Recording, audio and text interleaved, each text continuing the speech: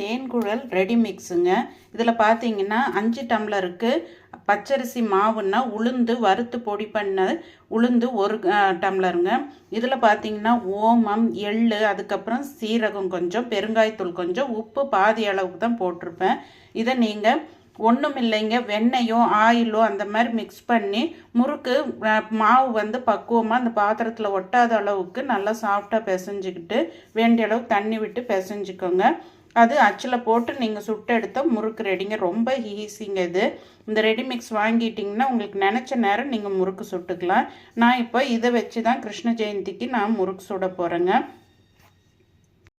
இந்த தேன்குழல் முறுக்கோட வீடியோ வந்து full video போட்டிருக்கேங்க, பழைய வீடியோ. வேணுன்றவங்க விருப்பப்படுறவங்க போய் பாருங்கள். அதே மாதிரி யாருக்காவது வேணும்னாலும் ஆர்டர் கொடுங்க, நாங்கள் செஞ்சு கொடுக்குறோம். உங்களுக்கு வேலை சுலபமாக முடியுங்க. இந்த மாதிரி பண்டிகை நேரங்களில் உங்களுக்கு டக்குன்னு இது எடுத்திங்கன்னா செஞ்சிடலாம். இது கெட்டும் போகாதுங்க. எங்கள்கிட்ட ஒரு டைம் வாங்கி பாருங்கள். ஓகே ஃப்ரெண்ட்ஸ், பாய்.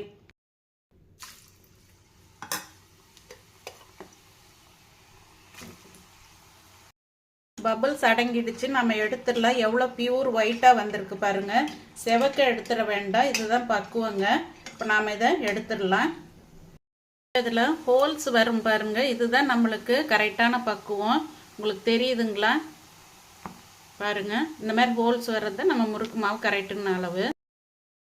இப்போ முறுக்கு சுட்டாச்சுங்க. பாருங்கள் எந்த அளவுக்கு ஒயிட்டாக வந்திருக்குன்ட்டு. இந்த கலரில் தான் வருங்க. பார்த்தீங்கன்னா நல்ல மொறுமொறுப்பு தன்மையோடு நல்லா இருக்குதுங்க. நீங்கள் சும்மா சாஃப்டாக அப்படி தொட்டாலே உடஞ்சிருது பாருங்கள். இந்த மாதிரி தான் நாம் எல்லாத்தையும் சுட்டு எடுக்க போகிறோம். உங்களுக்கு இந்த டேஸ்ட்டில் பிடிக்கும்னா நீங்கள் ஆர்டர் கொடுங்க, நாங்கள் செஞ்சு கொடுக்குறோம். ஓகே ஃப்ரெண்ட்ஸ், பாய்.